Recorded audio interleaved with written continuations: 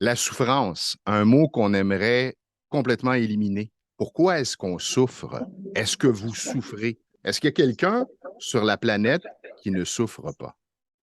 On ne peut pas répondre à la dernière question, mais une chose est claire, c'est que la souffrance semble malheureusement faire partie de nos vies. Oui, la souffrance, elle fait couler beaucoup d'encre. Ça semble être la nature de l'homme. Finalement, est-ce qu'on est réellement fait pour souffrir? Euh, Moi, dans mon parcours avec les Peak Stage, je dois dire que ma souffrance, elle a grandement diminué. Grandement diminué. Et j'ai même eu quelques années de répit où la souffrance était quasiment plus présente. Mais pour ceux qui connaissent ces moments de grande souffrance, et je crois qu'on en traverse tous. Oui, j'allais dire, je n'en suis pas là. Mm. Il me reste encore un travail et un bon cheminement à faire. Parce que moi, ça m'arrive, je dirais, régulièrement, quasi à toutes les semaines, de réaliser que je souffre de telle Mm. situation ou de telle problématique ou de telle relation. Parce que la Mhm. souffrance, elle est large, là. Ça nous atteint à plusieurs niveaux. C'est ça. Et j'ai beaucoup aimé parce que hier, ce qui m'a inspiré, c'est d'écouter un extrait du livre de Boris Cyrulnik, Sauve-toi, la vie t'attend ou t'appelle, quelque chose comme ça. Et il raconte justement son histoire.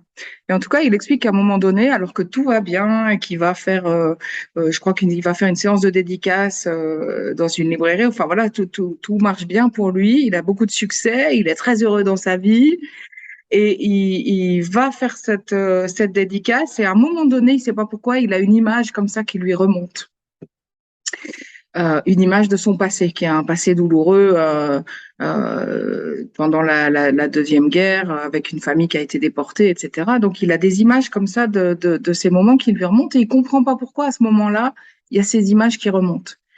Et en fait, en se posant la question, il cherche qu'est-ce qui lui a fait penser à ça, etc. Puis et il se dit, bah, et il a compris, c'était peut-être dans la forme des pavés. Et voilà, il donne quelques détails qui font que son cerveau, d'un seul coup, a ramené à sa conscience des souvenirs traumatiques. Et lui, c'est un spécialiste du traumatisme, hein. Donc, Mhm. il en parle extrêmement bien. Si vous avez envie d'en savoir un peu plus, voilà, cherchez Boris Cyrulnik et puis lisez un petit peu ce qu'il raconte.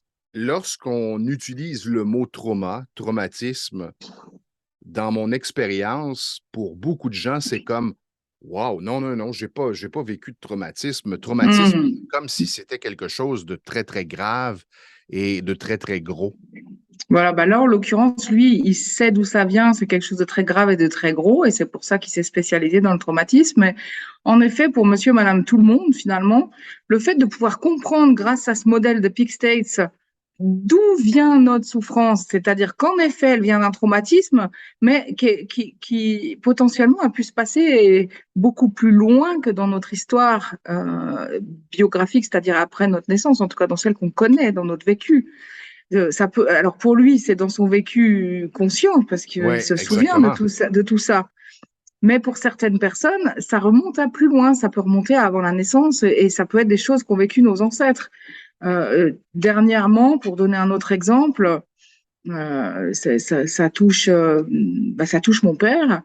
À un moment donné, il a eu un problème de santé qui l'a mis très très mal. Il y a quelques semaines de ça. Et il a eu une phase de délire, de ce qu'on pourrait dire d'hallucination. Et en fait, ce qui est revenu dans sa mémoire, c'est aussi des scènes de la Seconde Guerre que lui-même n'a pas vécu, mais que son père et son grand-père ont vécu. Et ça peut paraître quelque chose qui est inexplicable. Lui, il croit pas trop au traumatisme, en tout cas, il connaît pas trop tout ça. Mais là, il est bien obligé de se rendre compte, c'était quelque chose, quand il le vit, c'est comme si c'était du vécu. Et puis en fait, il sait très bien que ça se rapporte à l'histoire de son père et de son grand-père. Donc, je crois qu'on a tous un peu des exemples comme ça dans nos vies où, bah, consciemment ou non, mais en tout cas, on peut faire un peu des liens entre des histoires de famille, entre des histoires qu'on a vécues nous, ou que notre mère a vécues quand elle était enceinte de nous. Donc voilà, j'avais envie de remettre un peu l'accent sur c'est quoi le traumatisme et comment il se manifeste comme ça dans notre vie, puis il va déclencher des émotions, et parfois de manière inconsciente. Et ce que tu décris est clair. C'est une image. Mais moi, j'ai des clients qui me décrivent un message, et je vais expliquer dans quelques instants, ou une sensation. Exemple, quelqu'un qui me dit, bon, à chaque fois que je dois présenter en réunion un dossier, c'est comme si dans ma tête, ça fait comme t'es nul, et je ne continue pas la suite parce que c'est un peu vulgaire. Mhm. Et ça revient constamment. C'est toujours la même pensée qu'il a. C'est ça. Et je lui expliquais que ça fait partie du trauma. C'est-à-dire que lorsqu'on vit une expérience traumatique, on s'en fait une image, il y a une image fixe et souvent une phrase et une sensation ou une émotion. Et j'ai des clients qui vivent la sensation. Chaque fois qu'ils ont à présenter, c'est comme si j'avais une boule au ventre. Mhm. Mhm. C'est ça. Alors, ça peut en effet revenir sous forme d'image dans le cas du syndrome de stress post-traumatique, là, le cas de Boris Cyrulnik, par exemple.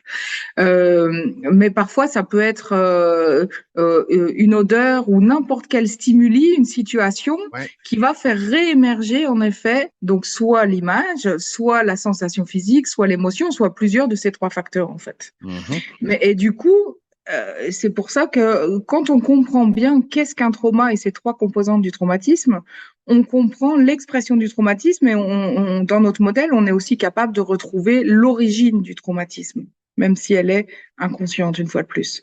Mais ce que je trouve intéressant, c'est de voir que un tout petit stimuli extérieur qui passe inaperçu, comme la taille des pavés dans le cas de Boris Cyrulnik, a refait émerger ce souvenir sans comprendre au départ, en tout cas, qu'est-ce qui dans l'environnement a fait réémerger ce souvenir.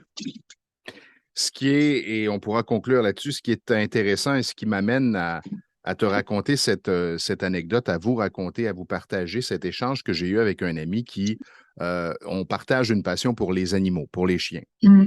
Et j'ai perdu un chien il y a quelque temps d'un cancer.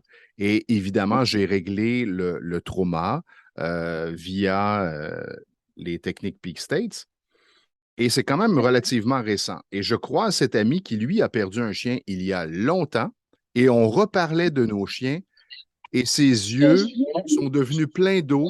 Et il m'a dit, ah, Mm. change de sujet, ça me rend trop émotif. Mais il me dit, comment toi tu fais pour en parler avec autant de détachement? Ben, je lui expliquais que j'ai simplement réglé le trauma et que maintenant, lorsque je repense à Charlie, j'ai de bons souvenirs, mais je n'ai plus la tristesse, je n'ai pas le trauma qui est Mm. attaché à cette perte. Alors voilà ce que ça peut faire. Donc, ça libère vraiment. C'est impressionnant. Mm. Mm. Et surtout, ce que je trouve impressionnant, c'est de pouvoir en effet redécoudre le trauma avec entre le moment où ça émerge et puis le moment où ça a été créé, en fait. Et parce que même l'histoire, par exemple, du deuil par rapport à ton chien, en réalité, le trauma originel n'est pas le moment où ton chien s'en va. Exactement. Le trauma originel est bien avant. Alors, du coup, ça m'inspire juste un autre exemple rapide. Euh, Aujourd'hui, je travaillais avec une personne qui a été abusée par son père à 10 ans.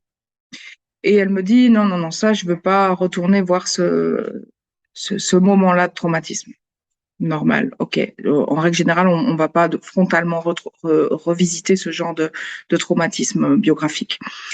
Par contre, on a commencé à travailler sur les choses qu'elle ressentait dans le présent. C'est-à-dire, elle me dit qu'elle ressent un vide, un désespoir, etc. On travaille sur le vide, sur le désespoir. Et puis ensuite, elle avait le sentiment d'être prisonnière, d'être impuissante. Donc, on travaille sur les différents sentiments qu'elle vit tous les jours et qui lui pèsent parce qu'elle n'aime pas sa vie, elle n'est pas joyeuse dans sa vie.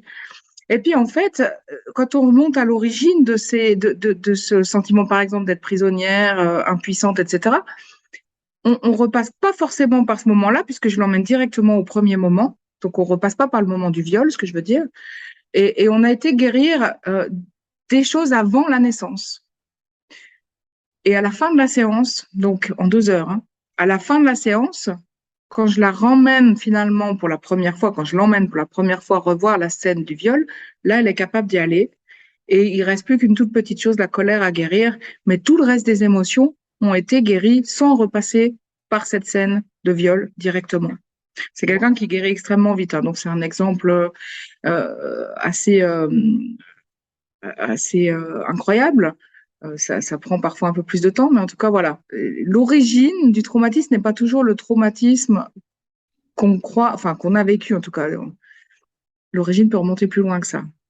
Donc voilà, Alors, d'où l'importance de comprendre le traumatisme, comment il se met en place, qu'est-ce qui se passe dans notre corps, et puis de comprendre cette répétition du c'est traumatisme. ça. Ça, Voilà. ça revient constamment. Alors, peut-être que vous souffrez, peut-être peu, peut-être beaucoup, mais vous savez maintenant qu'il est possible de s'en sortir.